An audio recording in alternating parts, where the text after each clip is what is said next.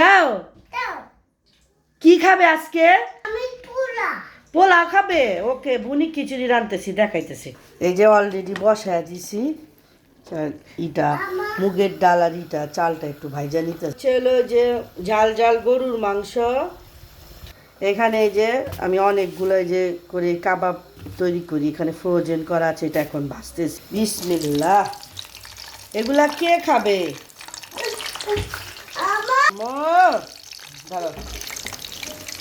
এগুলো আবার রেখে দেবো, আবার পরে ভাজবে। এই যে ভাজতেছি কাবাব, এই যে ভাজার পরে পরিমাণ মতো পানি দিয়ে দিয়েছে।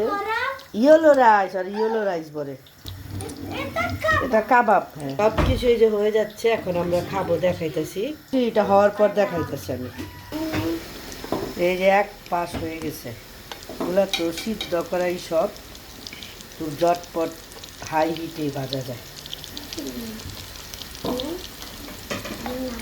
ভালো করে হলে করলে উল্টাইলে আর এটা ভাঙে না।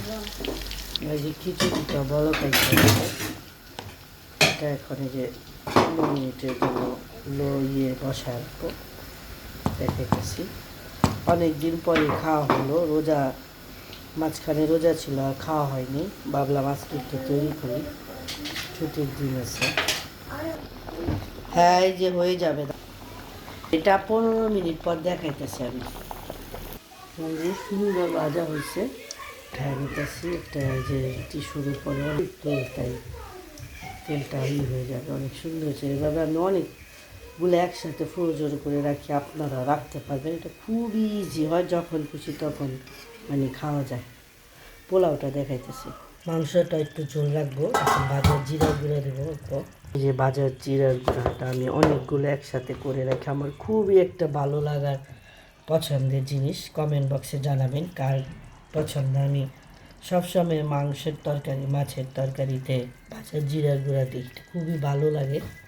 তারপর পোলাওটা দেখাইতেছি, মাংসটা একটু ঝোলই থাকবে, খিচুড়ি দিয়ে খাবো তো, ওটার জন্য। মাশাল্লাহ, অনেক সুন্দর হয়েছে, আমি তো খুশি হয়েছি, অনেক ঝরঝরে হয়েছে। সব কিছু আমি পরিমাপ মতো করে আর কি আইডিয়া করে দিই। আলহামদুলিল্লাহ ভালোই হয়েছে, অনেক সুন্দর হয়েছে। যে অনেক সুন্দর গ্রান আসতেছে। আর এভাবে এখন চুলাটা অফ করে দেব, আর করলেই 10 মিনিট পরে আর কি খাবো, তাহলে সেট হয়ে যাবে সব কিছু। এতেও ছোট্ট একটি ভিডিও শেয়ার করলাম, এগুলো খুব সুন্দর হয়েছে। সবাই ভালো থাকেন। ওকে, আসসালামু আলাইকুম, আল্লাহ হাফেজ।